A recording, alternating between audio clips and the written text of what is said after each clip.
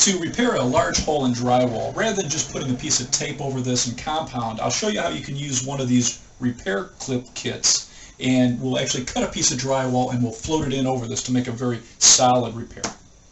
So the first step is we're going to measure the hole and get a feel for how big a piece of drywall we want. And for this, I'm going to make it about a 6" by 6" patch. So what I'm going to do is I'll cut a piece of drywall, and then we'll use it as a template to create our outline before we cut a hole. So using a straight edge or a drywall tee like I'm doing here, I'm just taking a piece of scrap drywall and I'm going to make a cut 6" by 6". And then I'll just snap this. So cut always on the face, never cut on the back or you tear the paper face. And then just snap it. I use my knee, and then I cut the paper on the back. It's not easy to cut it. Now where I have this cut here, it just bends very easy, and then we'll cut on the back. But you always make your first cuts on the face so that you keep the face looking good. So there's our patch, and we'll go put it in the wall. Now that I have my patch, if you have any imperfections or little bumps from cracking it, you can just use a drywall rasp and you can pull those smooth, and it's going to make, like here you can see this bevel, it's going to make it easier to create a patch if we have nice flat edges. And it doesn't have to be perfect. Drywall is very forgiving. It doesn't have to be a perfect scene for us to create a perfect final product, because we're going to tape this and put 3 coats of compound on it. So now we have a nice looking patch, and then we'll use this as a template on the wall. So our patch is bigger than our hole, and I marked what side I want up. We're using the face side of the drywall.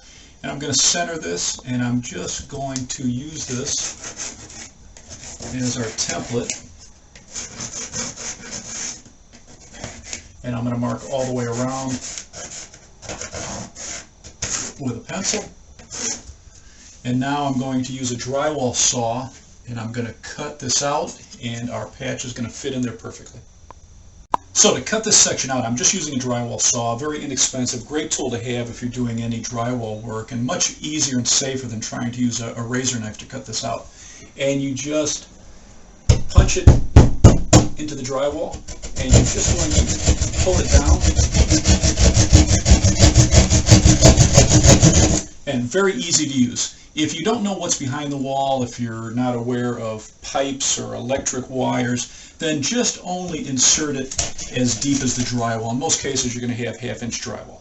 So I'll cut this out, and we'll go to the next step. I removed that section of wall, and now we'll just check the size of the patch, and it looks great. So now we're just going to install these repair clips on both sides of this patch. Now if this were a bigger patch, we would probably put 1 on each side. But this is so small, we're just going to put 1 below, and we're going to put 1 above, and wedge it into place. It locks in real nice. And now about 3/4 inch from the edge here, we're going to screw in a screw that they provide for us, and that's going to grab this perforated metal here.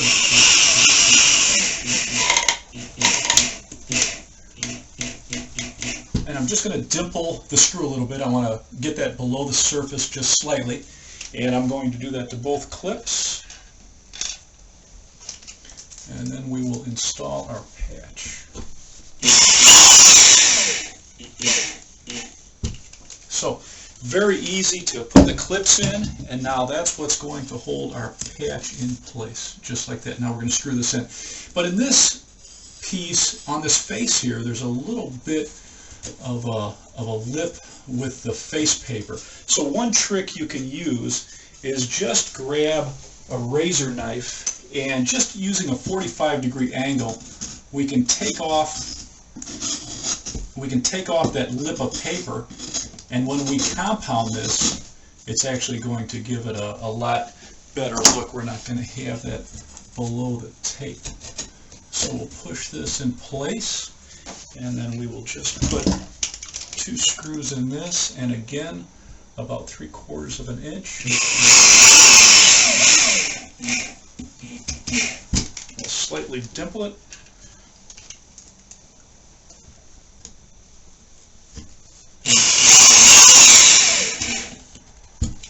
just like that. So the key to patching this is to put a thin coat of compound underneath our compound tape, and you want about 1/8 of an inch of compound to embed the tape into, and then we want to push out all the excess so that we only end up with about 1/16 of an inch of compound underneath the tape. So I like to use 2 compound knives. It's easy to control, and I'm just going to create a bed of compound, and we want this to be just about 1/8 of an inch. And one mistake a lot of homeowners do is they put too much compound under this, and what happens is you don't get a nice smooth patch. So now I'm just going to measure some compound, and I'm going to do the 2 sides first,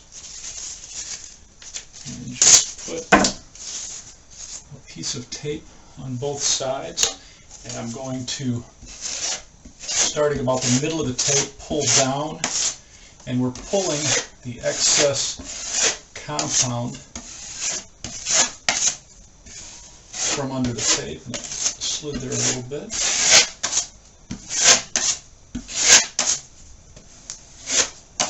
And you can make several passes. I'm using an all-purpose compound, and this takes 6 to 8 hours to dry. So it gives us plenty of time to work with it. And here it looks like there's a little bubble of air underneath this tape, so you can push a little bit of compound under that.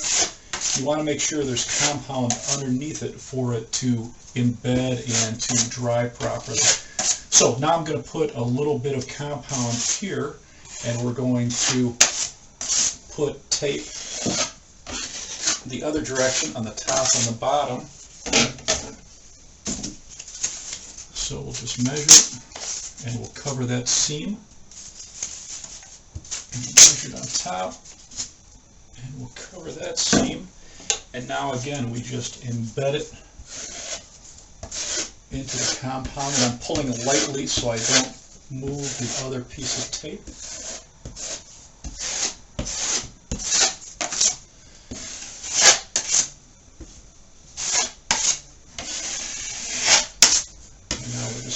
Try to remove all the excess compound. So we don't want to end up having to do much sanding, so I want to pull any excess from the wall, and if you need to go a couple different directions, you can make multiple passes. And now in the middle, I'm just going to use this wider compound knife and pull off all the excess. Now what we'll let this do is dry overnight. We'll let it completely dry, and then we'll be able to put a thin skim coat over this and fill any of these little imperfections. So that's the first step. The first coat's dry, so we're just going to take a compound knife and knock off any high spots or particles. And now I'm going to use a 12-inch compound knife, and I'm just going to float over this whole area. And I'm going to start a few inches away. Now if this were a larger patch, I would just follow the seams of the tape, but because this is a small patch, I'm going to float over this whole middle area, and just starting a few inches away, we're just going to pull over like this and come a couple different directions. And the key is to just leave a very thin, small coat of compound, and I'm just going to come back a couple times and just pull off all the knife marks. We want to leave a thin coat so we're not doing much sanding on the final coat. So we'll let this dry overnight, and we'll put a third coat on. The second coat's dry, so we'll just take a compound knife and knock off any particles or high spots, and then we're going to put a third coat on, again with our 12-inch blade. And I'm going to start even further away, and I'm going to try to put a super thin coat over the whole area and blend it.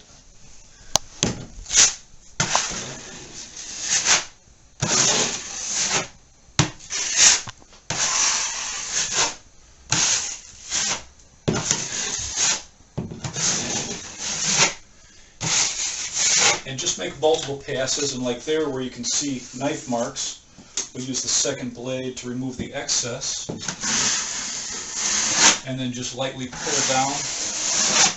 And that's all there is to it. And now this should blend real nice. We'll let this dry for 24 hours, and then if there's any little imperfections, we can come back and just touch it up. Third coat's dry and it looks good. And now all we have to do is just sand it, and I like a sanding sponge because it's a nice square corner.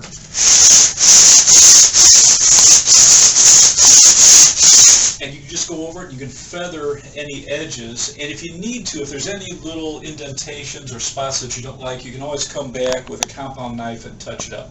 But that's all there is to it.